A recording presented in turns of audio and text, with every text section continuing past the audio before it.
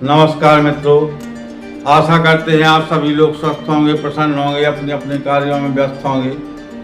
मित्रों, मैं आपको एक ऐसी कहानी सुनाने जा रहा हूँ आल्हा उदल के संबंध में, जो शायद आपने कहीं नहीं सुनी होगी, क्योंकि आप सब लोगों ने ये तो सुना है कि आल्हा अमर कैसे हुए, मलखान के ऊपर कैसे जो है घाव नहीं लगते थे, और सब ने अपने अपने अनुसार अंदाजे लगाए हैं कि क्या कैसा होता था, लेकिन आपको सच पता नहीं है। मैं आपको अपने इस वीडियो के माध्यम से जरूर सच्चाई से अवगत कराऊंगा। तो मित्रों, ये समय था लगभग सावन या भादों का, और उस समय महोबा से बहुत सारे राजे रजवाड़े निकलते हैं। तब उदल पता करता है कि ये सब लोग कहाँ जा रहे हैं। उसे पता चलता है माता हिंगलाज का पूजन करने के लिए जा रहे हैं। उस समय उदल की उम्र कोई विशेष नहीं है, 13 साल के लगभग होगी। तो वो आल्हा से कहता है, दादा मेरा भी मन है कि हम लोग भी माता हिंगलाज का दर्शन पूजन करें। और आल्हा कहते हैं, तेरी बुद्धि सठिया गई है, बौरा गई है।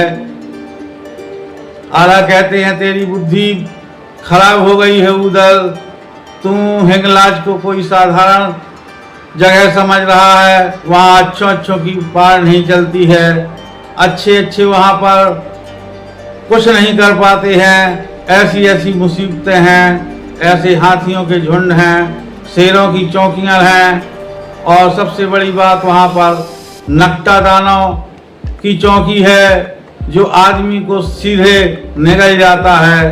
तब उदल कहता है, भाई मैं तो दर्शन करने जाऊंगा, आपका मन हो तो आप मेरे साथ चलें, ना मन हो तो ना चलें। आल्हा साफ इनकार कर देते हैं।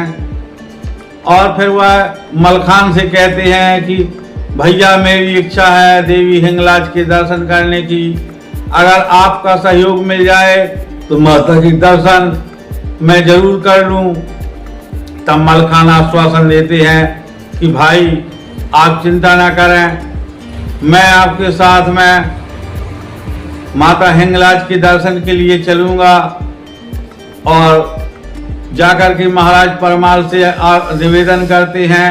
महाराज परमाल कहते हैं, अभी तुम्हारे मुंह से दूध की धार बहती है मलखान, उदल तुम लोग क्या समझते हो हिंगलाज को। हिंगलाज कोई साधारण जगह नहीं है, कठिन मवासी है वहाँ पर बहुत संकट है, मैं तुम्हें जाने की आज्ञा नहीं दूंगा। तब दोनों भाई जाते हैं माता मलना के पास, और वो कहते हैं, हे माता हम लोग हिंगलाज के दर्शन करना चाहते हैं, लेकिन आल्हा दादा और महाराज का आदेश नहीं मिल रहा है, और आप ही बताइए क्या हम अनुचित विचार रखते हैं। तब माता मलना कहती हैं, पुत्र अभी छोटे हो, फिर चले जाना। तब उदल कहता है, हे माता 12 बरस लोग कुकुर जीवे, और 13 लोग जिया सियार, 20 बरस लोग क्षत्रिय जीवे, ज्यादा जीवन को धिक्कार। अगर माता हम लोगों की मृत्यु आ ही गई है तो उसको कौन रोक सकता है, और अगर हमारी मृत्यु नहीं आई है तो हमें कोई मार नहीं सकता है। और जब इस बात को हम जानते हैं, हमें विश्वास है, तो फिर हमारे जाने में क्या बुराई है। अगर आपका आदेश हो जाएगा तो मैं राजी खुशी से जाऊंगा, नहीं तो मैं यहीं पर कटार मार करके महलों में ही अपने प्राण दे दूंगा। जब वह अपने पुत्र की इस प्रकार की जिद देखती हैं, तब वह बेबस हो जाती हैं और कहती हैं, पुत्र तुम अवश्य जाओगे, लेकिन अकेले नहीं, तुम्हारे साथ में आल्हा, ब्रह्मा, देवा, धानु सभी लोग जाएंगे। तो उदल कहता है, ये तो और अच्छी बात है माता, हम सभी लोग सब परिवार पूजन कर लेंगे। माता मलना महाराज परमाल से आज्ञा दिलवा देती हैं, आल्हा को भी आदेश देती हैं कि नहीं पुत्र तुम्हें जाना ही होगा। तब इस प्रकार से बहुत बड़ी सेना कई साथ में ली जाती है, सेना की तैयारी होती है, और सभी लोग निकल पड़ते हैं माता हिंगलाज के दर्शन के लिए। और जब कजली वन के समीप पहुंचते हैं तो देखते हैं वहां भारी निशान झंडों के दिखाई दे रहे हैं, ढोल नगाड़े बज रहे हैं और ऐसा सब कौतूहल देखकर पर आल्हा कहते हैं, अरे उदल तूने ये कहाँ आकर के फंसा दिया मुझे, यहाँ पर ही निश्चित झगड़ा तय है और निश्चय ही हम सब यहाँ मारे जाएंगे, क्योंकि बावनगढ़ के राजा एकत्रित हुए हैं, एक से एक जुझारू हैं, हम किससे किससे युद्ध में जीतेंगे, क्योंकि हमारा बावनगढ़ में कोई हितैषी नहीं है, सभी लोग हमसे जलते हैं। तब उदल कहता है कि महाराज आप केवल डेरा में बैठे रहें, आप अपने तंबू में विश्राम करें और अकेले उदल की तलवार ही इन सब के लिए बहुत है, और फिर मेरे साथ तो मलखान भैया हैं, धांधु हैं, ब्रह्मा हैं। तो इस प्रकार से उनके डेरे लग जाते हैं और महाराज जयचंद जब इन लोगों के आने की खबर सुनते हैं तो जयचंद राजा कुछ स्नेह मानते थे, इसलिए वो मिलने आते हैं। जयचंद राजा के साथ में कालनेम नाम के दक्षिण के राजा आते हैं, राजा नरपत सिंह मोहरमगढ़ के आते हैं, जो कभी आगे चलकर उदल के ससुर बनते हैं। इतने लोग उनसे मिलने आते हैं बावनगढ़ के राजाओं में। तब जाकर के एक विचार विमर्श बनता है कि आप लोग यहाँ पर क्यों रुके हुए हैं। तब राजा जयचंद बताते हैं कि यहाँ से पूरा मार्ग अवरुद्ध है।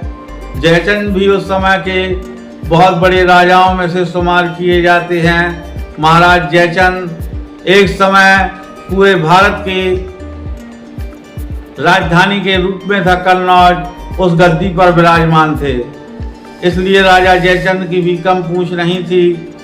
और पृथ्वीराज चौहान उस समय नवोदित राजा थे, वह अपना बाहुबल का विस्तार ही करते जा रहे थे। तब राजा जयचंद और नरपत सिंह की सलाह से विचार ये हुआ कि जो भी लोग इस मार्ग को निष्कंटक बनाएगा वह देवी पूजन सर्वप्रथम करेगा, तो इसका निर्णय कैसे हो। तब आला कहते हैं ठीक है, हम यहाँ पर एक बीरा रखवाए देते हैं और जो इस बीरा को चबाएगा उसकी सेना ही सबसे आगे चलेगी।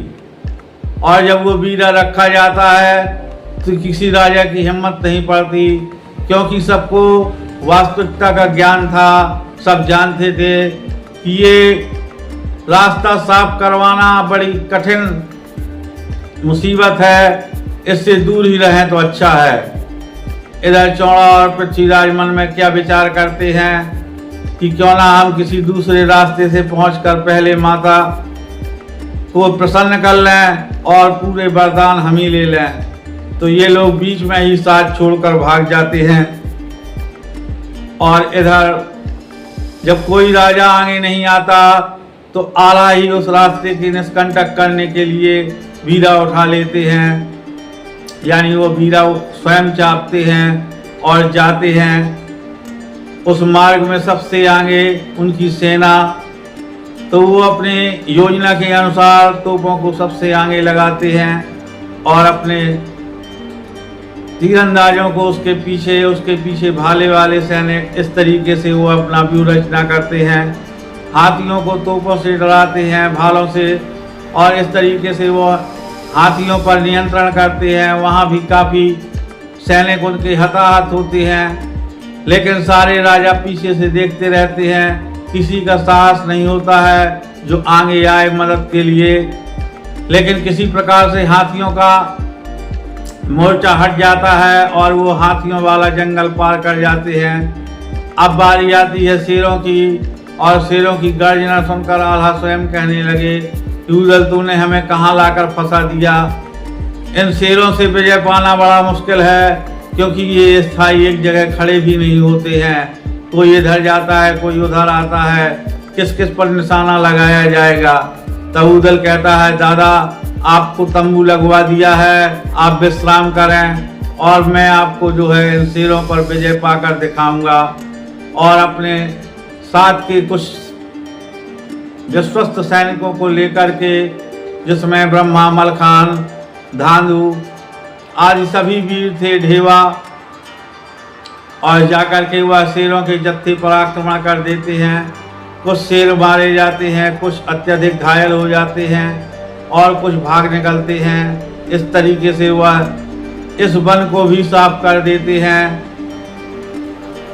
और इसके आगे जो मार्ग आता है वहाँ से था नकटा दानव का साम्राज्य, जिसमें जाने के लिए किसी की हिम्मत नहीं हो रही थी।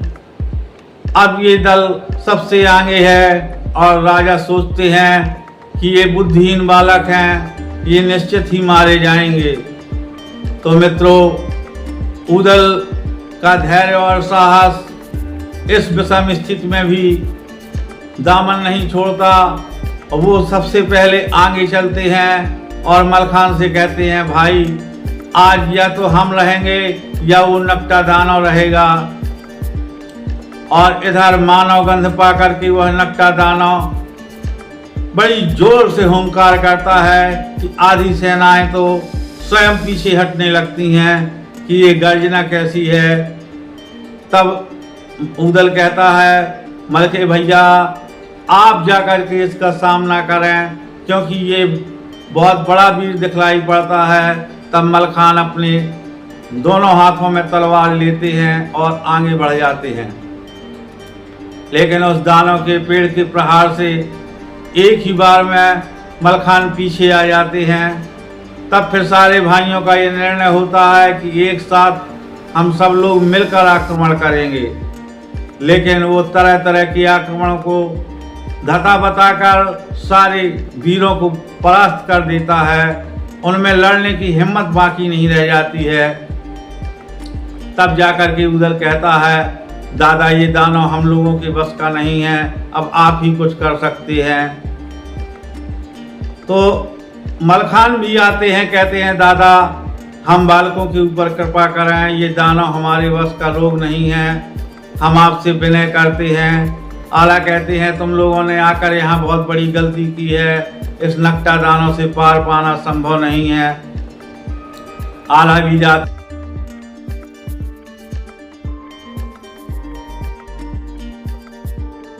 तब वह लौट करके आते हैं और अपने साथ में आए हुए पंडितों को बुलाते हैं और उनसे देवी माँ के आवाहन के लिए कहते हैं। यज्ञ की व्यवस्था होती है। अब इसके आगे के हाल हम आपको अपनी अगली वीडियो में बतलाएंगे। अगर वीडियो लंबा हो जाता है तो आप सभी लोग उसको दरकिनार कर देते हैं। इसके आगे का हाल आप जरूर देखिएगा, आप जान पाएंगे कि कैसे नकटा दानव की हत्या होती है और वह दानव किस मुश्किल से मारा जाता है। ये सारा वृत्तांत जानने के लिए आप कल हमारी वीडियो पर जरूर आएं। आप सभी लोग यहाँ तक बने रहे, बहुत बहुत धन्यवाद।